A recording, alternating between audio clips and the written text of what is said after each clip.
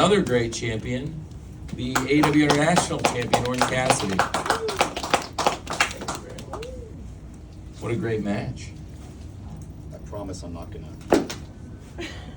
It'll go on nice and easy. It won't. The stand won't smash you in the face. Right side up. See, I'm growing as a person.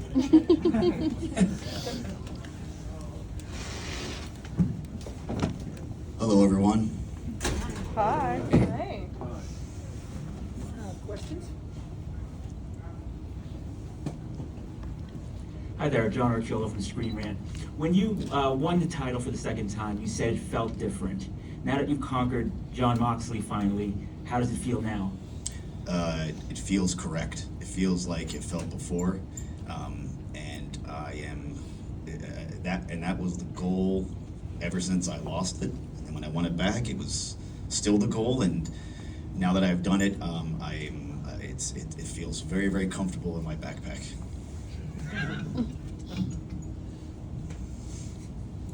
Questions?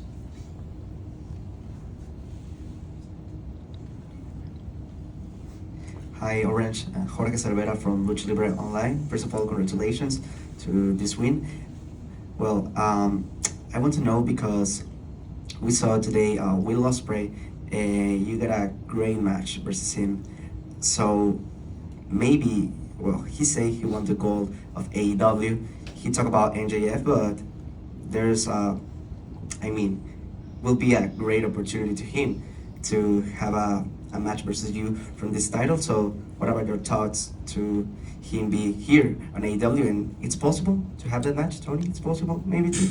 Of course, it's possible. To look at Tony's already smiling. The reason why Will Ospreay didn't say my name is because he knows he could beat MJF. I'm not so sure about me. Question?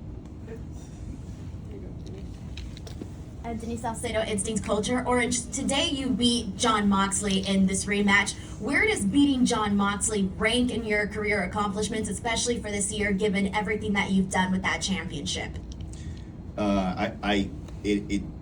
It is at the very top. I don't know where it ranks, but it's we all know it's not a secret that Jon Moxley is one of the best professional wrestlers in the world.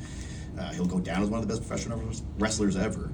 And he is tough. His skull hurts when I punch it. There was a time where Jon Moxley, put the company on his shoulders, and he carried it through some tough times. And there is so much respect I have for Jon Moxley, and I knew that this mountain of Jon Moxley that I had to climb would be very, very, very difficult. And I feel very grateful that I had the opportunity to fight him again, and I also feel very, very grateful that I beat him, because it's something that I never thought possible. Especially this past month, I wrestled Claudio Castagnoli and pinned him. Like it's crazy. I'm wrestling top anywhere in the world wrestlers, and I'm pinning them. So it's incredible, and I am. But yes, it ranks. Really, really high up there. Hey Orange, Anthony Garcia, NBC Sports Bay Area. There's an old phrase in combat sports about how styles make fights, and I don't think there are maybe two wrestlers with different styles than you and Jon Moxley. What's it like taking on an opponent who's so much more different than you? It's very challenging. Obviously, it's especially a man like Jon Moxley who is kind of unpredictable. And I think, yes, we are two different styles. He has a more rough style than maybe a little more finesse than I have. But he is very, very unpredictable in the way that he wrestles. We've seen him do hardcore matches. We've seen him do ladder matches. We've seen him do technical wrestling. We've seen him do like shoot fighting, all that garbage that I can't do. And that's something I used to take pride on, that you didn't know what style I was going to do. You didn't know what style I was going to. I was very unpredictable too with my wrestling. So it's very tough when somebody else kind of has the same strategy as me. And luckily, I already had a match against him, and I kind of knew kind of where he was going. I made the right choices, and there's a reason why I was hanging out with Hook. So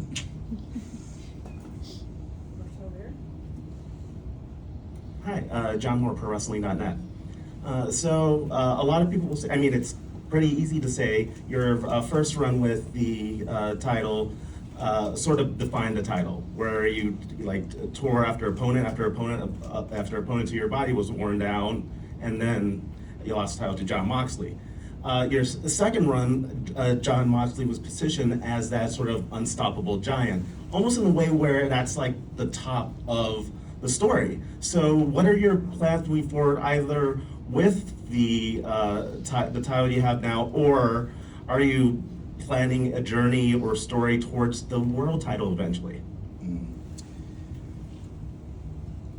I have been in AEW for over 4 years now, and I am almost 100% certain that somebody will come knocking at my door very, very soon and challenge me for this.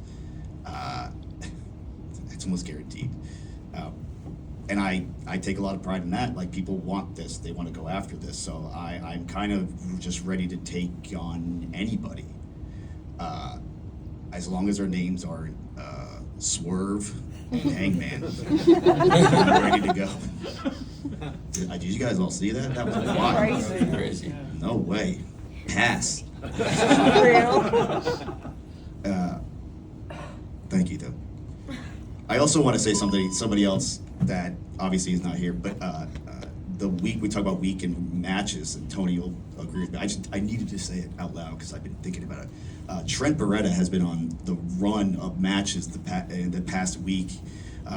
First with Shingo in New Japan, and then dude was doing 2 matches and they're all been incredible. So Trent's another guy that I hope doesn't want another rematch. Hi, Orange. Iman with LA Excites. Congratulations on your victory. It took a whopping 6 orange punches to defeat Jon Moxley. Was that many? By my calculation. I thought it was like 25. In order to have beaten him, you had to get angry. You had to get serious. A little uncharacteristic for your cool cucumber persona. Tell me how you kind of channeled that side of yourself, and how you kind of got it to manifest. It's Jon Moxley is one of the very few, maybe if not the only person that has pulled that out of me, and I will always be grateful to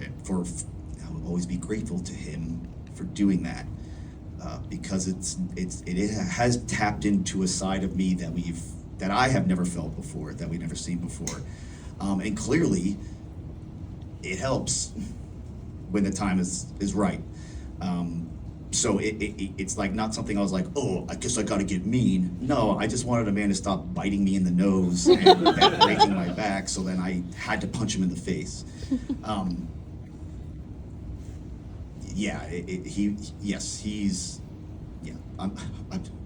thank him. 2 more questions. Hey Tony, I've got a question about Orange Cassidy. Jim Valley Wrestling Observer. I notice that Orange tends to kick off a lot of shows.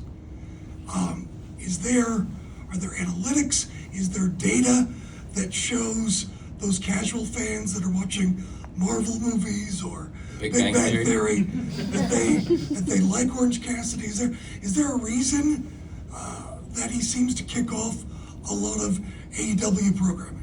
Be careful, Tony. I'm sitting right here. Oh, I've told you that you do really well in those positions, and I do favor Orange Cassidy opening the shows, and typically he's performed really well as a draw. It's amazing when you look at just on the digital side. If you look at the most watched videos in AEW history, most of them involve Orange Cassidy. The vast majority, and the most watched match in history is his first ever match from the original Revolution, which I brought up earlier. Great show, and then certainly on TV that's carried over too. He did very well as a ratings draw, and he's just a very important star in the company, and I tell him that all the time. So I'm glad you gave me another opportunity to tell him that. It's great. I don't like to hear it. Last question for Orange. Last question? It's all right. You don't have to have a question. Yeah, you guys can. I could just leave. He would be fine leaving. That's good. Yeah. Yeah, believe me, he would be fine doing the bare minimum. This guy. There you go. There you go. Oh, it's good. Hi, Joel Torres from Contralona. Where do you guys got the idea to do the entrance videos that you're using right now for Orange Cassidy? Very simple, but Yeah, no, I drew them. Hold on.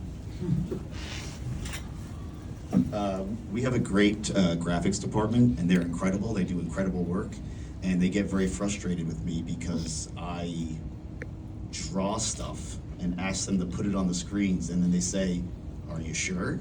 And I'm like, "Yeah, that's like, 'cause I feel like you should make your own entrance." I make most of my own merch. I'd say like 95% of them, but I have like.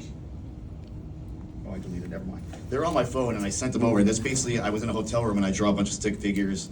A lot of them were Fast and Furious inspired, of me hanging from a helicopter and then jumping down to another car, and then running over the car, and then jumping off the car over a bridge onto a boat. They couldn't do that, but they did draw me with stick figures a bunch because I thought it would be appropriate for who I am. That's a great question. Thank you. Thank you, everyone. I appreciate that. Thank you for coming in. Appreciate you.